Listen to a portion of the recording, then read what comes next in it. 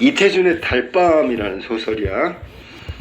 달밤 그러면 벌써 배경이잖아, 배경. 근데 이 배경이 여기서 이제 맨 마지막 장면에 배경이 묘사되는데 그게 좀 굉장히 슬프기도 하고, 그 다음에 거기 등장하는 황수건이라는 주인공의 처지도 이렇게 암시하고 뭐 이런 내용의 소설이야. 길이가 길지 않아. 그래서 단편 소설이라서 교과서에도 그대로 다 나오고, 우리가 그 소설가 구보시의 일일이 1930년대를 배경으로 하고 있거든. 이것도 똑같아. 1930년대. 서울에 가면 저 변두리 성북동이야. 지금은 뭐 그렇지만 옛날에는 서울의 끝에 끝이야. 자, 거긴 좀 시골 같은 그런 분위기인데 1인칭 관찰자 시점.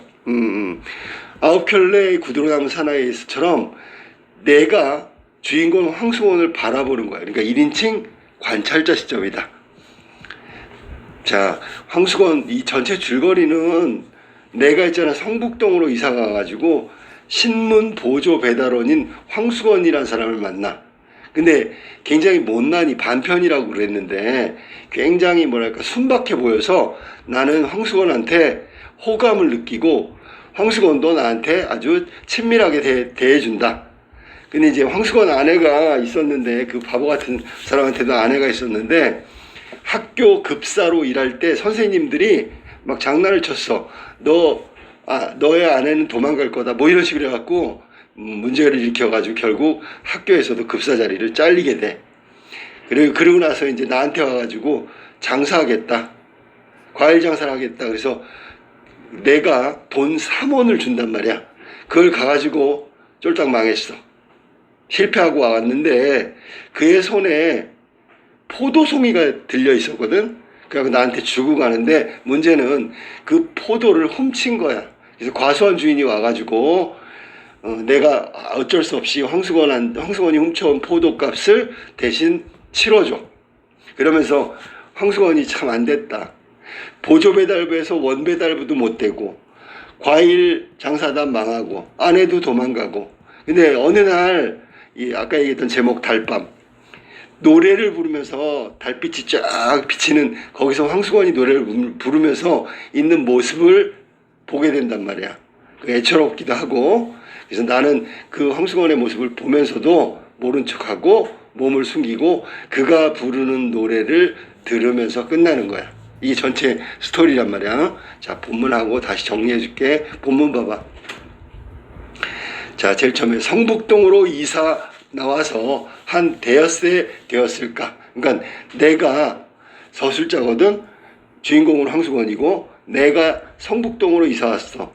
서울의 변두리로 이사 온 거야. 공간적 배경이고 그날 밤이니까 지나간 날이잖아.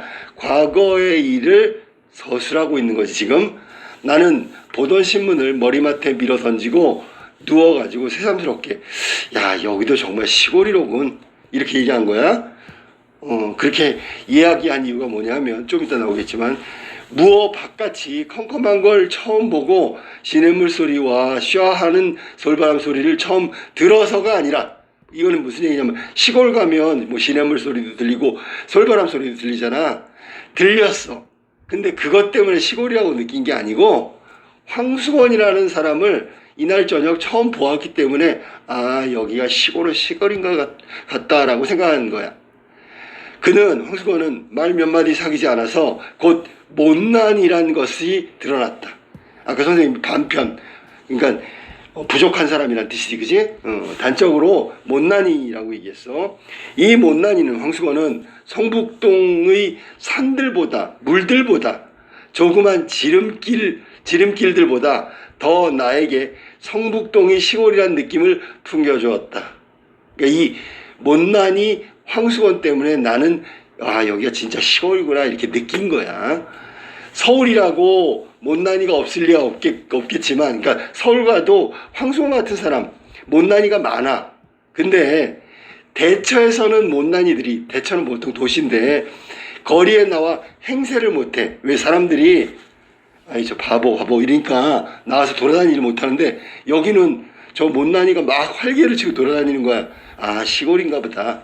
대체에서는 저러지 못하는데, 시골에선 아무리 못난이라도 마음 놓고 나와 다니는 때문인지 못난이는 황수건은 시골에만 있는 것처럼 흔히 시골에서 잘 눈에 띄인다.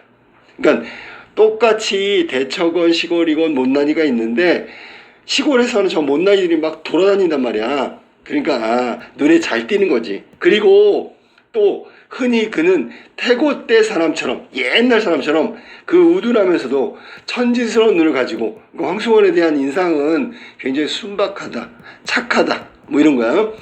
자기 동네에 처음 들어서는 손님에게 가장 순박한 시골의 정치를 돋워주는 것이다. 그러니까 이 시골이라는 곳이 마음 편한 곳인 이유가 저런 친구들이 낯선 곳인데 잘 대해주기 때문에 그렇다. 뭐 그런 얘기를 한 거야. 그래서 황수원을 통해서 여기가 시골이라는 걸 느꼈단 말이야. 서술자인 내가. 그런데 그날 밤 황수원이는 10시나 되어서 우리 집을 찾아왔다. 자, 10시면 너무 늦은 시간이잖아. 그는 어두운 마당에서 꽥 소리 지르는 소리로 이대기 문안서 이렇게 됐어. 자, 그러니까 황수건은 시간 개념도 없는 거야. 이 늦은 시간에 막 들어와서 게다가 꽥 소리까지 질렀지. 그래서 들어와서 이 집이 문안은 사대문 안을 말하는 거야. 서울 중심에서 하면서 들어섰다. 잡담은 다 빼버리고 제하고 큰일이 난 것처럼 난 사람처럼 건넌방 문 앞으로 달려들더니 그러니까 얘네 지금 황수원의 행동을 보면 기본적인 예의도 없어. 시간 개념도 없고. 근데 이게 나쁘게 보면 진짜 모자란 놈이다 이렇게 생각하겠지만 좋게 보면 순진한 거지. 자, 저 문안 서대문 거리라나요? 어디선가 나오신 대깁쇼 라고 얘기했어. 그러니까 서대문 어디서 이사 오신 분이 맞죠? 뭐 이러면서 들어온 거야. 한다. 보니 핫비는 안 입었을 때, 핫비가 이제 일본 사람들 배달원들이 입는 그 외투 같은 거야. 거기 막 글씨도 써져 있고. 핫비는 안 입었을 때 신문을 들고 온 것이 신문 배달부다. 그렇소. 신문이요. 그런 걸 사흘이나 저 건너 쪽에만 가서 찾았었죠. 그러니까 서대문 안에서 이사 온다는 분이 있었어. 그래서 어딘가로 찾았는데 사흘 동안 저쪽에만 가 있다가 이제 알고 여기 온 거야. 알았니? 제기를 하면서 하더니 신문을 방에 들이뜨리며 이거 뭐 거의 던지다시피 한 거지. 그런데쇼 왜 이렇게 쬐꼬만 집을 사고 와 갭쇼? 그러니까 서대문에 살았으니까 부자일 거 아니야. 부자라고 생각했는데 왜 이사 온 집이 이렇게 조그마냐. 근데 이것도 무례하다면 무례한 거지. 근데 이제 숨김없이 자기 속마음을 드러내는 순진한 마음, 순진한 캐릭터라는 걸 알 수 있단 말이야.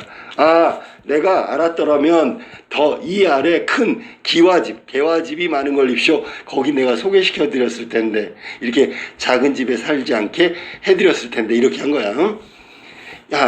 말이 황당스러워 유심히 그의 생김을 내다보니 자 이제 외양묘사 나오는 거야.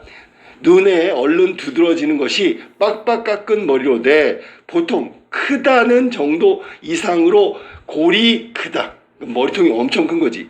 그런데다가 옆으로 보니 완전 짱구 대가리야. 앞뒤가 툭 튀어나온 거야. 마치 잘 모르면 외계인 모습 비슷한 거야. 그렇소. 아무튼 집 찾느라 수고했소. 여기서 그렇소는 그런 거지. 어쨌거나 집 찾느라고 수고했어요. 그렇게 해서 앞에서 말을 자르는 거야. 알아? 문제를 별로 삼지 않고 잘 찾았네 이러는 거야. 하니 그는 큰 눈과 큰 입이 일시에 희죽거리며 모르십시오. 이게 제 직업인데쇼. 집 찾아가지고 신문 배달하는 게 제 직업인데요. 하고 날래는 빨리라는 뜻이야. 빨리 사투리야. 빨리 물러서지 않고 목을 길게 빼어 방 안을 살핀다. 이것도 무례함이지, 그치? 남의 집 처음 와가지고 막 방에 막 뭐 있나 하고 기본 예절이 없어요. 그러더니 묻지도 않는데 저는입시오. 저는 말이죠. 이 동네 사는 황수건이라고 합니다. 라고 자기가 먼저 자기 이름을 소개한 거지. 성격은 좋아. 아주 활달하단 말이야. 하고 인사를 붙인다. 나도 깍듯이 내 성명을 대었다. 근데 깍듯이라는 얘기는 황수건이가 무례했지만 서술자인 나는 그래도 처음 만나는 거니까 예의를 갖췄다 그런 얘기야. 그는 또 싱글벙글하면서 대겐 개가 없구먼입쇼 한다. 아직 없어 하니 개 그까지 거 두지 마십쇼 한다. 왜 그렇소? 그렇게 물으니까 그는 얼른 대답하는 말이 신문 보는 집엔입쇼 개를 두지 말아야 합니다 한다.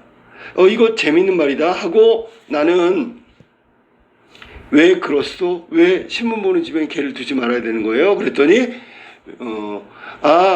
이 윗동네 은행소에 댕기는 집엔입쇼 망하지만한 말새끼를 망아지라 그래. 망하지만한 큰 개를 한 개가 있는데쇼. 신문을 배달할 수가 있어야 합죠. 그러니까 자기 신문 배달 못 할 때 개가 있으면 안 되니까 개를 기르면 안 된다 이렇게 얘기한 거란 말이야. 자기 입장에서. 그러니까 왜 그랬더니 막 깨물려고 덤비는 걸 입쇼 한다. 말 같지 않아서. 왜냐하면 자기 신문 배달하는데 방해가 되니까 개가 없어야 된다고 얘기한 거잖아. 그러니까 이게 논리적으로 맞지가 않아. 그래서 말 같지 않아서 나는 웃기만 하니 그는 더욱 신을 낸다. 내가 웃는 걸 호응이라고 생각한 거. 호응이라고. 자, 그놈의 개 그저 한번 양떡을 먹여 대야 할 텐데. 자, 양떡이라고 하면 뭐 복약 같은 거 먹어서 죽여야 할 텐데 뭐 이런 얘기야. 알았니? 하면서 주먹을 부르대는데 보니 손과 팔목은 머리에 비해서 반비례로 작고 가늘었다. 아까 선생님이 외계인 모양이라고 했는데 딱 맞네, 그지?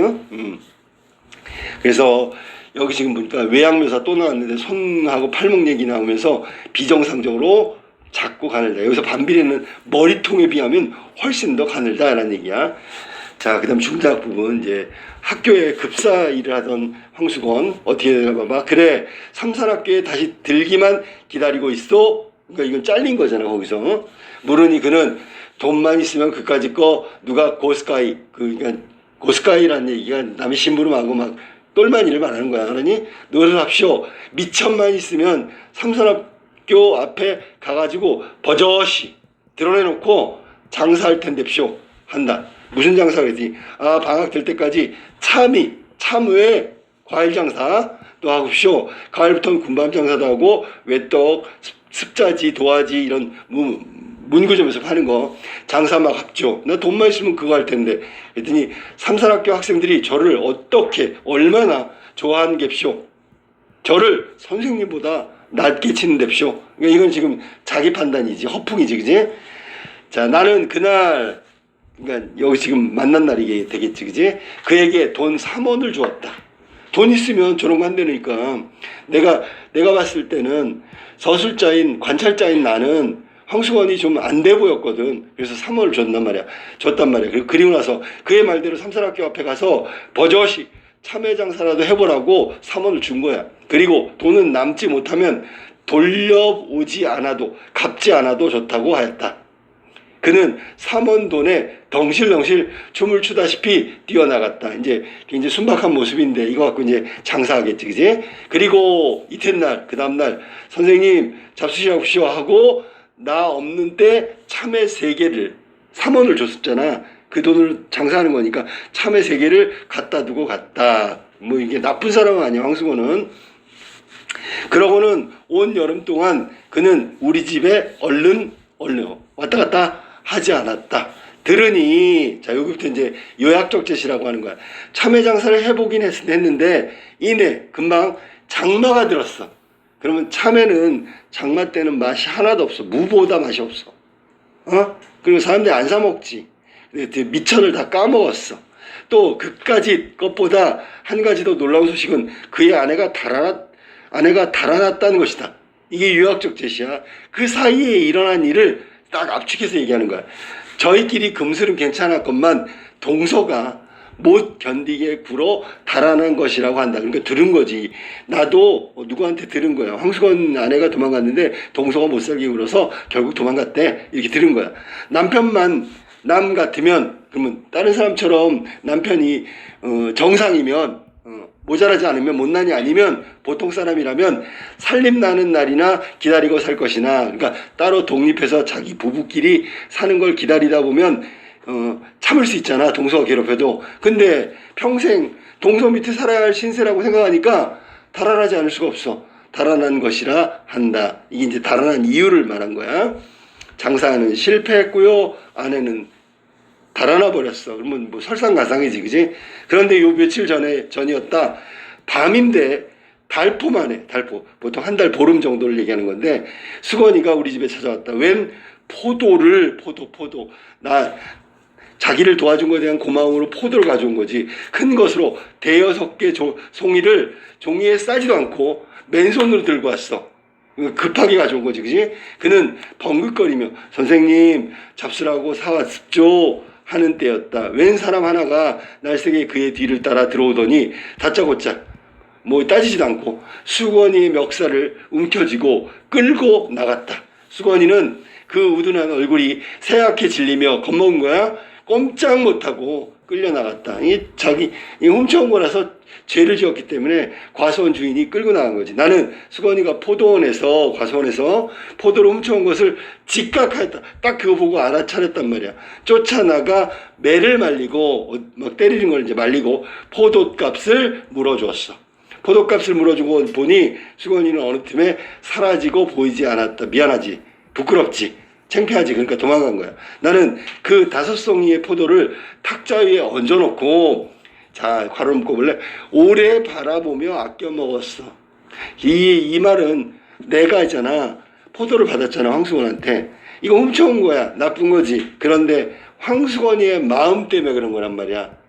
황수건이가 나를 생각하는 마음, 그 포도에 온전히 담겨있다, 이렇게 생각한 거야. 그래서 황수건을 생각하면서 천천히 오래 바라보며 아껴 먹은 거야.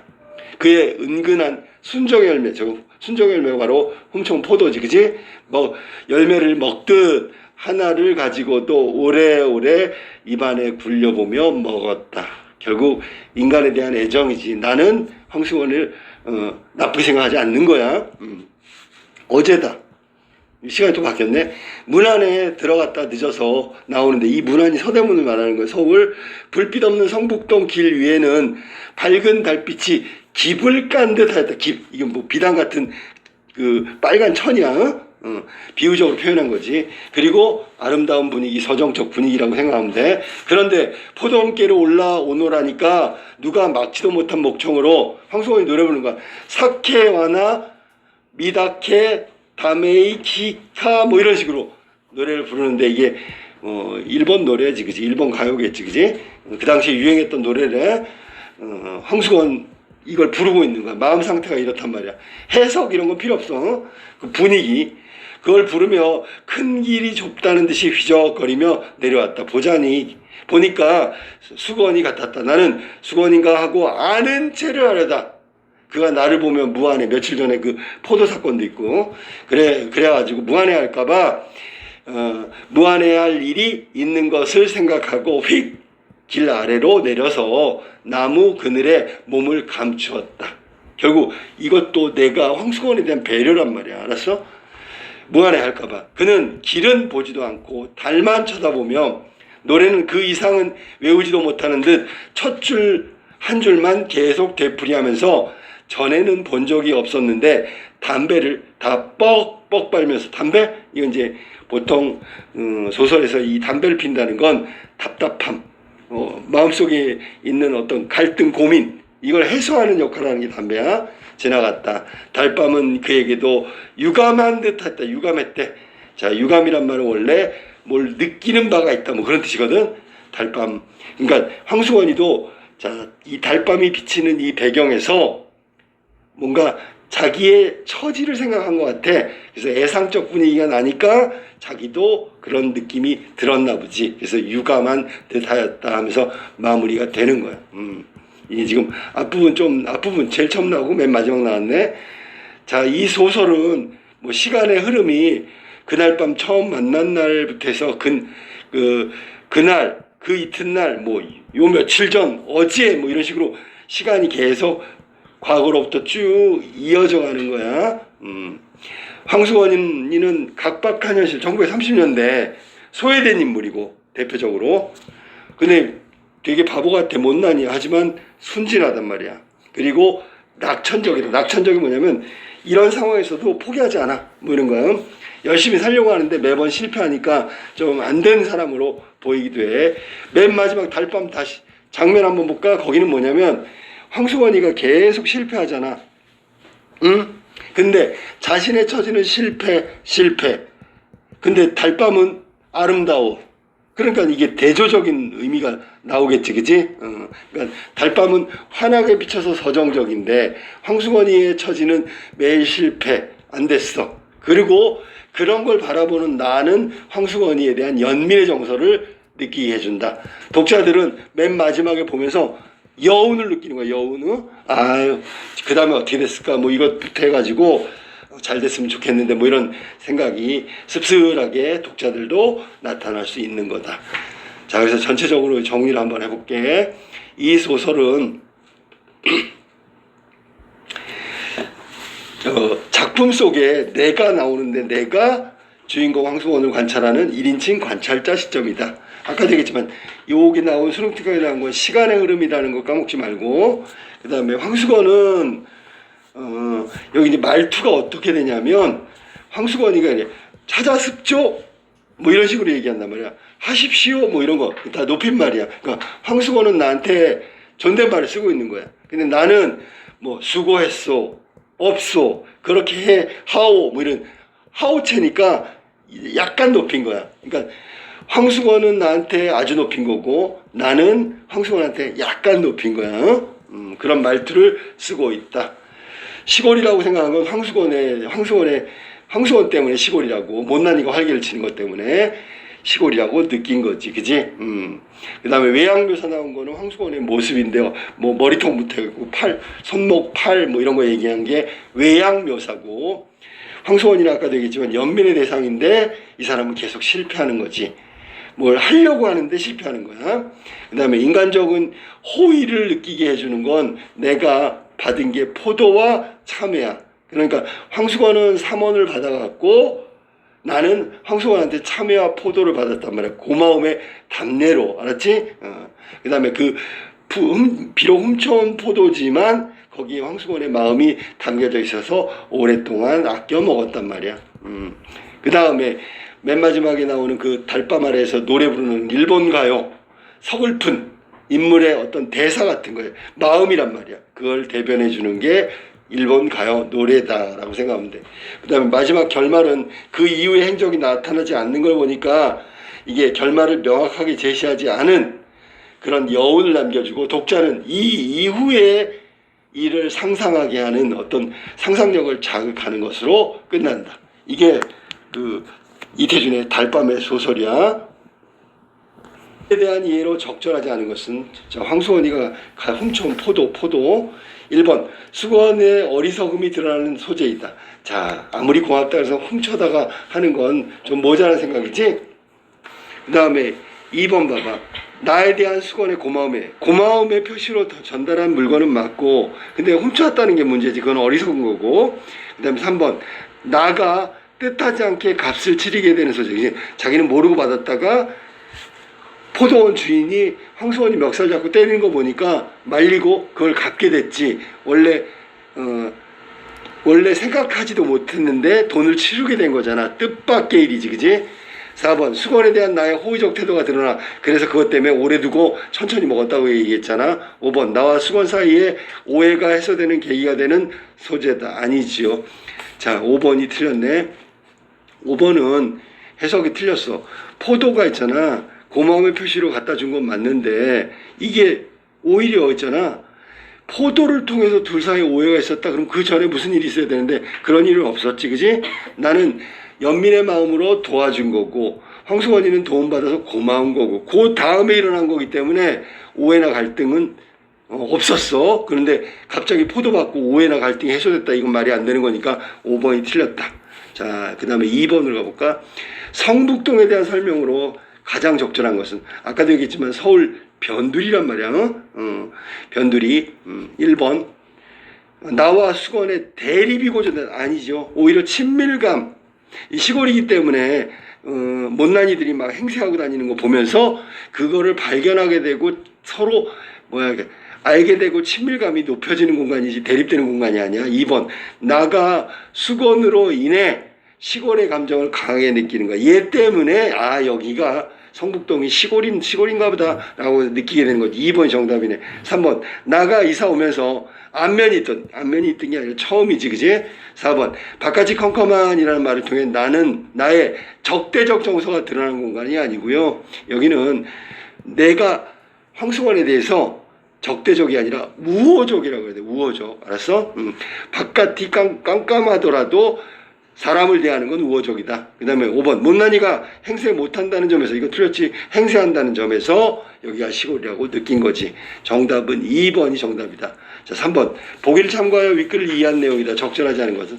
자, 이태준의 소설 달밤에서 수건은 한마디로 못난 인물이고, 그는 야무지지도 못하고 기본 예절 인식도 부족하고 또 우둔하고 삶의 문제를 해결하지 못해 불안한 처지에 놓이지. 하지만 그를 대하는 서술자 나의 행동은 존중하고 배려하고, 그래서 하호체를 쓴다 그랬잖아. 예사 높임. 독자가 비판이나 냉소가 아닌 연민의 시선으로 수건을 바라보게 되는 것이 내가 했던 행동 때문에 비로소 그렇게 이해하게 되는 거야. 자, 그럼 보기가 달밤에 관한 해석이고, 달밤에 대한 해석에서 적절하지 않은 거. 1번, 수건이 처음 나의 집을 방문한 시간, 이게 무례하다고 아까 얘기했잖아. 10시인데 남의 집에 기본 예절이 없다라고 생각하게 만드는 부분이지. 맞았고요. 2번, 수건이 우둔한 말에도 무시하지 않고 응답한다. 이게 대접하잖아. 배려하고 나 존중하는 나의 태도가 나타난단 말이야. 맞았고. 3번, 금실이 괜찮았던 아내마저 도망간 사건을 통해 수건의 불우한 처지를 부각하고 있다. 그러니까 부부 사이에 아무 문제가 없어. 동서 때문에 시달릴 것 같으니까 나갔단 말이지. 그러니까 황수건이는 잘못한 것도 없는데 아내가 도망갔어. 그러니까 불우한 처지를 부각시킨다. 맞았고요. 4번, 일본어로 노래 부르는 수건의 모습을 통해 친일의식이 강한 수건의 우둔함을 확인할 수 있다. 자, 이건 친일의식하고 아무 상관이 없는 내용인데, 문제는 보기에 봐봐. 이 일본 노래를 부르는 수건의 모습, 우둔함, 여기에 우둔함은 뭐야? 아예 야무지지 못한 거, 원래 태생적으로 부족한 걸 말하는 거지, 친일의식을 가졌다고 우둔한 게 아니지. 이거하고 아무 상관이 없는 해석이니까 4번은 말도 안 돼. 솔직히 말도 안 되는 해석이야. 앞에 거를 가지고 친일의식을 가지고 우둔함이라고 해석하면 안 된다. 5번, 밤길에 수건을 보고 나무 그늘에 몸을 감추는 거, 이것도 배려지, 그지? 아까 다 얘기했던 거야. 그래서 정답은 4번이고, 우둔함은 뭐냐면 부족한 거야. 야무지지 못하고. 얼마큼 부족하냐면 시간 개념도 없고요. 처음 만나고 처음 간 집에 막 그 방안을 막 살펴보고 막 기본 예절이 없다는 거야. 그게 우둔하다는 뜻이야. 알았지? 정답은 4번이 틀렸다.